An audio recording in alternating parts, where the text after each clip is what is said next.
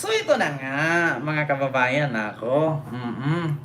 Mga kababayan, yung ating unang pag-uusapan ngayon ay makukulong na nga ba si ah, tawag dito, Martin Romualdez. Kasi bakit? Hawak na nga ba ni Aimee itong ebidensya? May hawak na ba daw si Aimee or hawak na ni Aimee? Di ko maano to ha kung ano ba to, hawak na ba ni Aimee or may hawak na si Aimee or makukulong na si Romualdez? Ito po mga kababayan, pakinggan po natin no, itong sinasabi ni Senator Lacson. Nako po mga kababayan. Ano yan? Ito po mga kababayan, pakinggan ninyo ha. Hinahamon po ni Senator Ping Lacson ngayon si Aimee Marcos. Kasi mga kababayan, marami po mga Pilipino na naghihintay kung kailan daw po makulong si Romualdez at iba pa. So, ngayon, hamon ngayon ni Senator Lacson na dalhin ni Aimee ang ebidensya para makonvict si Romualdez. Ito po, mga kababayan. Pakinggan. Pakinggan ninyo. Pero dahil wala siya. This is what I'm advising Senator Aimee Marcos. Noise does not convict. Neither does it indict even who may be perceived as the most guilty in the FCP or Flood Control Project saga. Only evidence does. Kaya kung meron siyang mayambag na ebidensya para madiin ang kanyang pinsan, sumali siya sa pagdinig. Walang pipigil sa kanya at walang magbabawal sa sasabihin niya o gagawin niya. Ayan na, Aimee. Like for example, halimbawa si Speaker Romualdez, sa ngayon as we speak, no, sasabihin ko pa rin, wala naman talagang direktamente nag-implicate sa kanya except Gutesa. Matibay sana kung si Gutesa na andyan, nagpunta sa DOJ, sa Ombudsman, at nag-affirm ng kanyang affidavit. Pero dahil wala siya, ngayon, kung meron si Senator Aimee na ebidensya mapapakita, most welcome siya mag-attend. Ayan Huwag na. lang kaming siraan na pinagbabawalan na implicate si former Speaker Romualdez. Kaya sa Lunes, kung meron siya pinanghawakan, pumunta siya, kung gusto niya, bibigyan ko siya ng isang oras para ilahat-lahat yung kanyang ebidensya kung meron. Sir, balikan ko lang yung kay Senator Aimee Marcos. How do you find yung ganong klase ho ng statement or reaction? Ayan na, narinig ninyo mga DDS. Ngayon, hamunin ninyo si Aimee Marcos. Kasi ang sabi ni Aimee, lagi nating nakikita, si Bunjing daw ang pinaka-mastermind, yung pinsan niya, si Bunjing Buaya.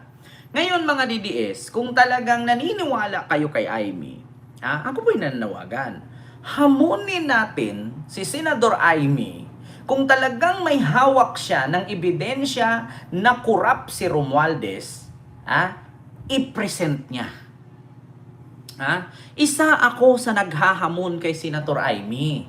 Alam mo sa totoo lang, Senator Aimee, wag yung pahaba ka lang ng baba diyan sa Senado. Gumalaw ka naman, 'di ba? Ang hirap kaya nung binuto ka ng taong bayan, tapos puro ka kwento, walang kwenta. Kaya ngayon, para hindi ka sabihang puro ka lang drawing, ilabas mo yung ebidensya na nakurakot si Romualdez at ipakulong mo. Para maniwala ang tao. Alam mo, Senator Aimee, kung gagawin mo yan, mananalo kang Vice President sa 2028. Kung magtandem kayo dalawa ni Sara, mananalo, iboto kita. Ipakulong mo si Romualdez. Gusto ng taong bayan yan. Si Romualdez lang ang hinihintay. Kung alam mo na si Romualdez ay corrupt, maglabas ka ebidensya. Ayan. Hinamon ka na ni Senador Ping Lacson. Huwag puro pahaba ng baba sa Senado, Aimee. Tumatanggap ka lang sahod, nauubos lang sa botox yung sahod nyo. Ilabas mo nung ebidensya. Diba? Hindi yung maririnig kami, si Bunjing. Puro kwento, walang kwenta. Ilabas mo yung ebidensya. Ayan sinabihan ka na. Sinabihan ka na ni Senator Ping Lacson Hinamon ka na. Bilang isang lawmaker. Well, Ilabas mo. Ayan o. Oh. nakakagulo, no? Hindi nakakatulong. Mm. Kasi unang-una, wala talagang pagpipigil o pagbabawal na ginagawa. Oh. Particularly ang chairman o sinong miyembro ng komite na nag-aatin ng hearing. Sino kami para magbawal sa kasamahan namin? Oh. Kaya kung meron siyang mayambag na ebidensya para madiin ang kanyang pinsan, sumali siya sa pagdinig. Ayan na. Walang pipigil sa kanya. Ayan, narinig mo yan, Senator Amy. Kung may ebidensya kayo, oras nyo na yan. Chance nyo na yan. Ipunin nyo lahat. Ayan si Sara. Yung mga statement ni Sara, ipanotaryo nyo yun. Na alam nyo, ang may hawak ng pondo sa buong bansa, 2 tao lang. Si Martin Romualdez at si Saldico. Yun, gawin nyo, ipanotaryo nyo yun. At saka yung sabi-sabi mo na si Bunjing magnanakaw, si Bunjing buwaya, si Bunjing ganito. Ipunin ninyong lahat. Oras nyo na yan. Mga DDS, Diyos ko, sa Lunes o ano na ngayon? Anong araw na ngayon? Thursday, Friday, Saturday, Sunday. 4 days na lang. Ayan na. Walang pinagbawal. Sabi ni Amy, pinagbawalan daw sa hearing sa Senate Blue Ribbon ang kanyang mga kapwa senador. Bawal sa hearing ng Senate Blue Ribbon. Si Marcoleta nga, kahit hindi kasali sa committee, nandoon. Kung may bawal, di sana wala si Marcoleta. Nakita nyo naman sa Quadcom, si Marcoleta hindi kasali doon, hindi miyembro ng Quadcom. Pero nandun siya. Diba? Ayan na. Amy, oras nyo na yan. Alam mo, sa totoo lang, Amy, kung gusto mo talaga na paniwalaan ka ng tao, kasi pumalya ka na ilang beses ka na pumalya. Una, sabi mo si BBM addict, nagdodroga. Hanggang ngayon, wala kang naipakitang nagdroga siya. Di asan yung video? Hindi naman po pwedeng umasa lang kami dun sa pinalabas ni Harry Roque video na malabo pa sa ihi ng pusit. Ma'am Arlene, hello po. Malabo pa sa ihi ng pusit. Amy, nananawagan tayo ngayon, mga kababayan. Press 1 kung suporta kayo na maglabas si Amy ng ebidensya laban kay Romualdez. Press 2 kung hindi. Lahat po kami ngayon, Senator Amy Marcos, nananawagan po kami. Susuportahan ka namin, maglabas ka ng ebidensya laban kay Congressman at dating House Speaker Martin Romualdez. Kasi alam mo, sa totoo lang, Amy, dito sa salitang Romualdez, walang DDS, walang loyalista, walang kakamping. Yan ang inaantay ng taong bayan. Ito, ako sa totoo lang, kahit ako gusto ko makita kung meron talagang ebidensya laban kay Romualdez. No? Kasi alam nyo, kahit si Vice Ganda, yan ang inaantay, si Romualdez, na may ebidensya at makasuhan. Diba? Ngayon, Amy, kung talagang puro kasi, Diyos ko mga kababayan, nakikita nyo naman si Amy, kada sigaw niya, bunjing, bunjing, bunjing, bunjing, bunjing, bunjing. Nagbibitbit ka pa dyan ng buhaya-buhaya bag, tapos pinsan mo yung lagi mong tinuturo. Ngayon, maglabas ka. Diba? Ilabas mo yung ebidensya laban kay Romualdez. Inaantay ka ng taong bayan, Senator Amy. Diba? Kasi lahat halos naririnig namin si Bunjing, si Bunjing. Diba? Para paniwalaan ka ngayon at hindi ka pagtatawanan, huwag puro pabotox naman, Senator Amy, Diyos ko. Sinabihan, Nakakagulo, hindi nakakatulong. sinabihan ka na nga ni Senator Ping Lacson na yung mukha niya hindi peke. Diba? Ma'am Rosana Regudo, ayan, maraming salamat po. And kay Coco Anticopno, ayan, Ma'am Rowena Marzan Official. And kay Mert Santaa ng Italy, ayan, receive gift membership by Josephine Daguhoy. Ayun, mega love shout out po.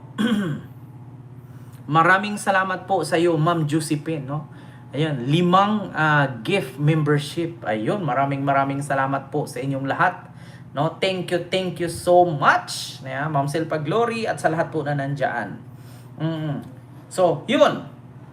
Mga kababayan, yun ang hinihiling ngayon ng taong bayan.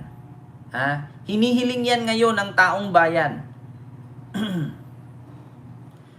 na ilabas mo. Kasi sa TikTok, Nakakagulo, no? Hindi nakakatulong. Kasi nakakagulo. unang-una, Hindi nakakatulong. Di ba? Kaya, alam nyo, sa totoo lang mga kababayan, yan po ang inahantay talaga. Ulitin ko po. Ma'am Net Vlog, salamat po. Ulitin ko po. Lahat po ng tao halos naghihintay kay Romualdez kung kailan makasuhan at kailan makulong. Kasi lagi, yan ang pinag-iinitan talaga ni Sara, mga kababayan. Si Pulong, si Sara, si Aimee, si Baste, lahat ng mga DDS, si Romualdez ang kanilang pinag-iinitan. So ngayon, inimbitahan lang kayo ni Senator Ping Lacson sa pamamagitan kay Aimee at wala ngang nagbawal, ipunin ninyong lahat ipunin ninyo. Andun si Aimee, back-upan nyo na. Diba? Pagsama-sama nyo na, ilabas ninyo. Diba? Ipunin nyo na.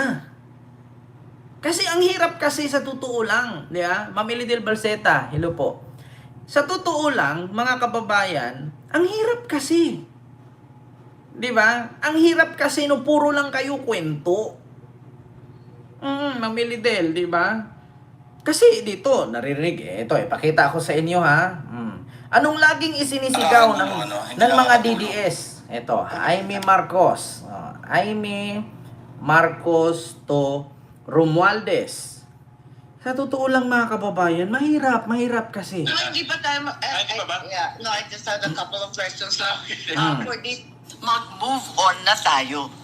Magtrabaho at huwag konsintihin ang isang spoiled na bonjing. Ayan na. Huwag nang busugin ng pabor. Huwag nang pumayag dahil may pabuya. Ano kaya kung yung speaker nyo na lang ang paltan nyo? Ayan. Kaya nyo yan. At dahil dito, bumuboto ako ng malakas na oo. Mag-move on na tayo. Magtrabaho at huwag konsintihin ang isang spoiled na bonjing. Huwag nang busugin ng pabor.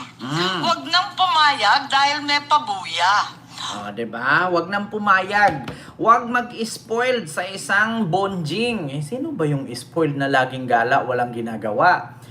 Hindi ko pinagtanggol si Romualdez dito ha. Pero sa totoo lang, inaantay ko talaga kung sino po ang may hawak ng ebidensya para makulong si Romualdez. Mga kababayan, yan po ang hinihintay namin. Ang problema, ang nasisira dyan, yung administrasyon, nadala yung pangalan namin. Marcos administration ang winawasak niya. Yan ang problema.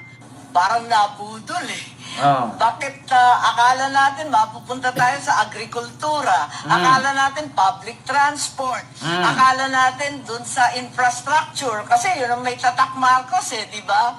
Abay, ba't nauli dito sa Chacha? Sino nakakasira sa administrasyon na Marcos? Siyempre, kailangan iwasto ko. Yun naman ang gusto ko lang mangyari. Ayoko naman makipag-away. Ang problema, ang nasisira dyan, pero mga kasama, meron po siyang isang katangian na position na ba?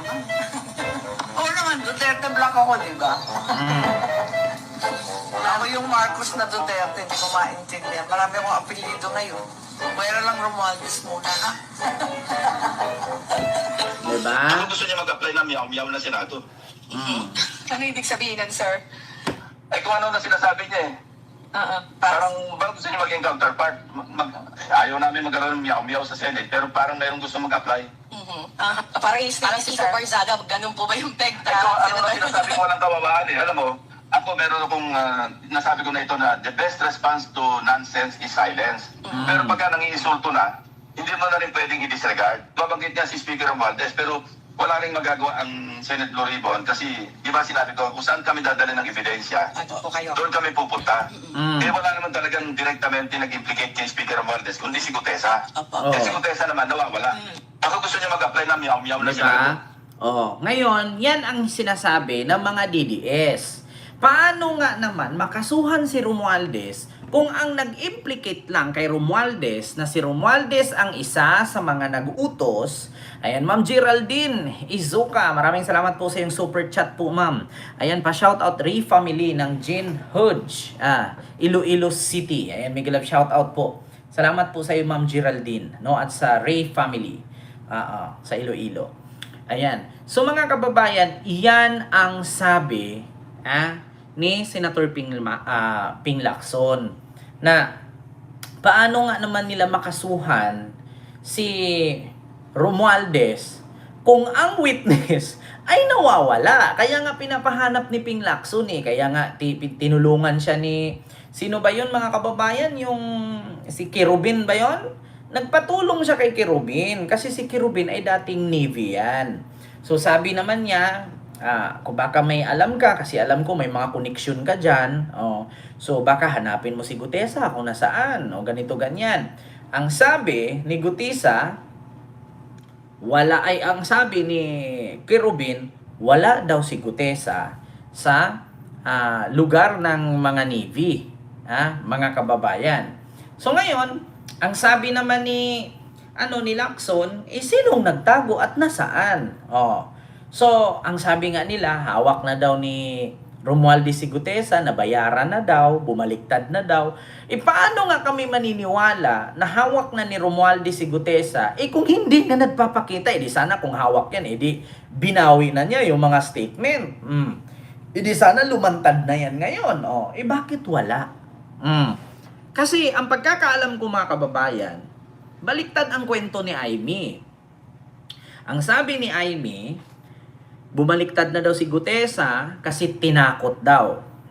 Bumaliktad si Gutesa, tinakot, pati anak, asawa, pinagbantaan. Kaya nag-file ng affidavit na binawi yung kanyang statement. So ngayon mga kababayan, ito na nga ang problema. Ito na ang problema mga kababayan. Kasi ang totoong bumaliktad at ang totoong tumakbo ay yung bagman ni Amy. Di ba? Yung bagman ni Amy, pati yung dalawa niyang staff, bakit lumipad ng Vienna, Austria? Sige nga.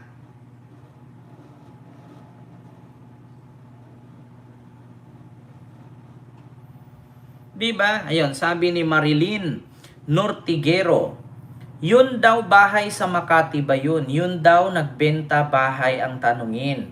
Diskaya Martin daw. Next Blue Ribbon malalaman. Actually mga kababayan, wala pong bahay sa Makati, no? Si Martin. Alam ko ang may bahay si Martin ay sa Forbes, no? Ang may bahay sa Makati, sila Manny Pacquiao. Ang pagkakaalam ko, sila Vic Soto, 'di ba? Si BBM, alam ko meron, pero sa Forbes wala. Ay Makati din ba? Part ang Forbes? Makati ba part ang Forbes? Mga kababayan, correct me if I'm wrong. Parang Makati din yata, no? Pero pagkakaalam ko, wala pong bahay na bininta si Romualdez, no? Makati, yes. Pero wala pong bahay si Romualdez na bininta. Meron siyang bahay pinagawa. Until now, under renovation pa rin. Until now, under renovation pa rin ang bahay. 'Di ba? So mga kababayan, hindi po 'yun binenta.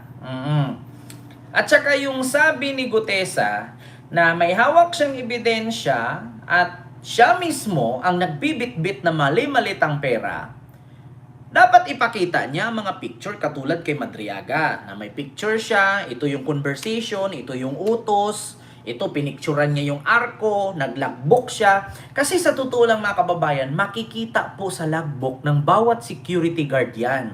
Kasi bakit? Magpalit man ng homeowners association members, yung mga logbook niya nakatago lang yan. Mga kababayan, maliban na lang kung walang mga nangyayari at pumayag na silaban or sunugin or itapon itong mga papilis sa homeowners. Pero pagkakaalam ko mga kababayan, as long as nandyan yung mga papilis na yan, pipicturan isa-isa yan, ilalagay nila sa computer yan na nakasave. 'Di ba? Kaya instead na tambak-tambak na mga papel yan, gagawin nilang hard drive. Kasi, syempre, dito sa tinirahan ko, ganyan din, may homeowners. Nagtaka nga ako, bakit yung homeowners ninyo, walang mga papel, walang masyadong mga divider. Sabi nila, nasa computer na po lahat, sir, nakasave. Kasi nag-ano po kami ng space, no? Tinapon na namin lahat ng papel, pero yun, pinicturean namin isa-isa, nakakopy, at saka may CCTV, nakasave din sa memory. Pag i-rewind natin yan, anong year, anong petsa, anong araw, nandyan lahat yan, sabi niya ng taga-homeowner president. Kaya sa totoo lang, diyan natin yan makikita. No? Kung talagang totoo ang mga sinabi ni Gutesa at lahat yun ay nagmamatch, kahit sabihin man natin na wala si Gutesa, kung meron lang malakas na loob, no, na imbestigahan yung sinabi ni Gutesa, maiimbestigahan yan. Kasi kahit wala si Gutesa, pwede naman, halimbawa, si Lacson, inimbitahan si Amy na ilabas ang ebidensya para makonvict at madiin ang kanyang pinsan, pwede mong hamunin si Lacson, sige, pupunta ako. Pero, pumayag ka sa kondisyon ko. Paimbestigahan mo lahat ng mga sinalaysay ni Gutesa, nakarecord yan, buong Pilipinas nakakapanood yan. Live yan sa Senate eh. Paimbestigahan mo isa-isa yung mga sinabi ni Gutesa. Ngayon, pag nag-match lahat yon, ibig sabihin, totoo ang sinabi ni Gutesa. Kung hindi pumayag si Ping Lacson, ibig sabihin, kinakampihan ni Ping Lacson si Romualdez. Di ba? Kasi sa totoo lang mga kababayan, hindi mo man kailangan magpanotaryo pa kung bakit anong kwenta ng mga intelligence fund ninyo na ang lalaki ng mga intelligence ninyo, mga putang ina ninyo, mga politisyan. Bakit kailangan maghintay kayo kay Ping Lacson na si Ping Lacson ang mag-imbestiga? Meron naman kayong mga intelligence fund. Saan ninyo pinagagamit yung mga intelligence fund na yan? Yung mga address, yung mga kanto, yung mga lugar na sinabi ni Gutesa, paimbestigahan ninyo kung magkukunik-kunik ba yun na sa mga sinabi ni Gutesa na pati nga daw si Michael Yang may bahay daw dyan eh. Diba? Kung nagmamatch lahat ng sinabi ni Gutesa, bakit hindi niyo paimbestigahan? Putang ina. Kaya nga na-issue kayo sa confidential fund, pero hindi niyo gagamitin? Hindi mo naman kailangan ng Gutesa dyan eh. May mga intelligence fund kayo, pag chismisan, ang bilis-bilis yung makasagap. Diba? Alam nga naman si Ping Lacson ang magpaimbestiga, hindi naman siya ang nag-akusa, di ba? Tama naman, Ma'am Edna. Kung sino yung nag-akusa, ayan, si Amy Marcos. Imposible pagdating sa chismisan, may alam ka, advance ka nga. Tapos pagdating sa imbestigahan, wala kang gagawin. Anong klaseng politiko ka? Di ba? Kung talagang anti-corruption kayo, paimbestigahan ninyo isa-isa. Putang ina! Alam ko, may mga confidential funds kayo. Saan nyo pinagagamit? Pinagtuturok sa pisngi? Pinag-aano ninyo sa botox? Pinagpapagawa ninyo ilong? Pinatanggal ng buto sa panga? Nagpapa-stem cell? Ginastos ninyo sa wala? Di ba? Bakit hindi nyo subukang imbestigahan yung mga sinabi ni Gutesa? Putang ina, kalalayo ng bahay niyo. Uuwi ka ng Ilocos Norte, magkano pamasahe mo pabalik-balik dyan sa Maynila? Tapos yung magpa-imbestiga kay Gutesa, magbayad ka lang ng Grab driver dyan, kuya. Yung sinabi ni Gutesa, dito daw sa Aguado Street, meron daw dyan, may kanto daw dyan daw hinuhulog, may bahay daw si Michael Yang. Picturean mo, dito banda, saan yung bahay ni Michael Yang? Pag picture mo, wala, ibig sabihin, mali si Gutesa. Tapos, dito daw banda sa may Forbes, pumupunta daw dito, tanungin mo yung security guard, kuya, pwede ba magtanong?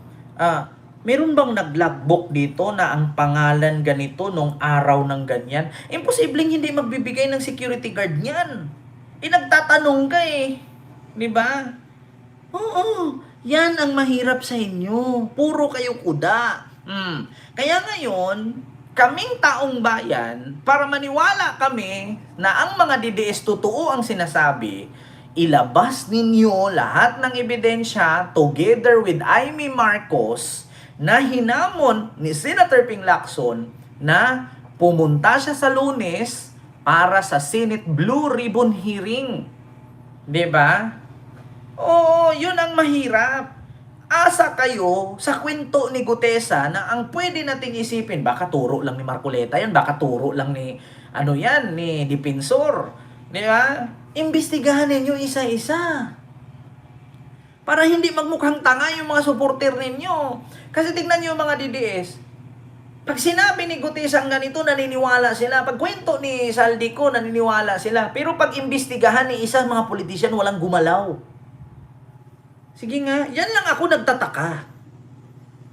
Sa kwento ni Saldico, naniniwala sila. Sa kwento ni Gutesa, naniniwala sila na hindi naman notaryado. Yung kay Gutesa, notaryado pero peke. Yung kay Saldico, walang notaryo, kwento lang. Oh, bakit ni isang politisyan walang nag-imbestigan yan? Di ba, Ma'am Anita Hapon? Oh, bakit ni isang politisyan wala ko nakitang nag-imbestiga?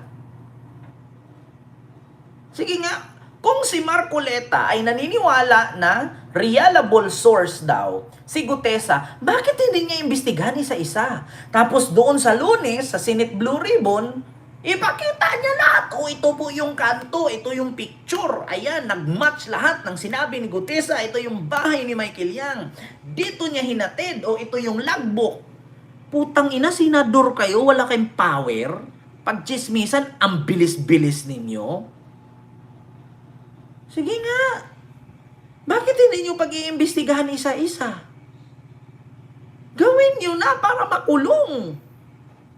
Yan ang inaantay ng taong bayan. Ilabas nyo na ang ebidensya. Hindi yung nanunuro kayo eh. Ikaw mag-imbestiga niyo, ikaw mag-ganyan. Eh bakit ayaw nyo? Tapos pagdating sa puro kayo sigaw-sigaw. Si Romualdez corrupt, si Romualdez buhaya. Tapos paghanapan kay ebidensya kayo, hindi nila ilalabas. Di ba? Diyos ko naman.